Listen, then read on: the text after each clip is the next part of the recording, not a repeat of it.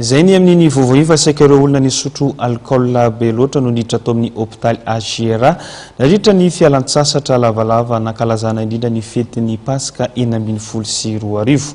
Raha ny fanazavana izay voaray moa dia tovolahy 14 taona no zandriny indrindra tamin'ireo tsy nahatsiaro tena vokatry ny fisotro toaka. Fety andro firavoravony ao ihany koa ireo manokana izany ho andro analana azy sy sotroiny. Saika mitera-doza nefa izany noho ny tsy fahafehezan-tenany maro ka manao izany be loatra. Raha ny tetsy amin'ny sampana famelomanainy sy ny fitsaboana ny voapoziny tetsy amin'ny hôpitaly Agiera dia nahatratra 740 ireo niditra hôpitaly ary 790 ireo nandalo niditra tao amin'ny sampana vonjyainy. Ny tsy fahatsiarovan-tena vokatry ny fisotro toaka no ankamaroan'izy ireo izay tovolahy 14 taona no zandriny indrindra. Ny alcool aloha misy horesahana kely anankiray zahatra tsikatra fotsiny nisy ka anankiray maly nisy zaza 14 taona nisotro alcool.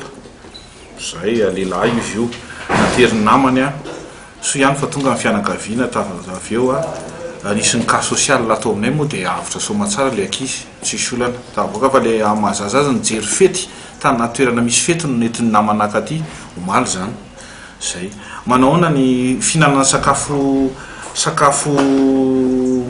misy loto zany avy amin'ny microbe dia ny andro ny 720 nisy anaky 5 nisy 4 vehivavy dia ankizy anankiray dia ny ankoatran'izay ny tsy fahazakana sakafo anankiray ramatoa toronomaly zany ny 28.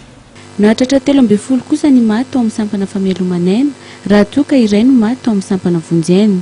Saika nahitana trangana lozam-pifamoivoizana ihany koa teto Andrenivohitra sy ny manodidina nandritra ny fankalazana ny fety nahatratra 450 ireo olona tonga nitsabo tena teny amin'ny hôpitaly vokatra izany.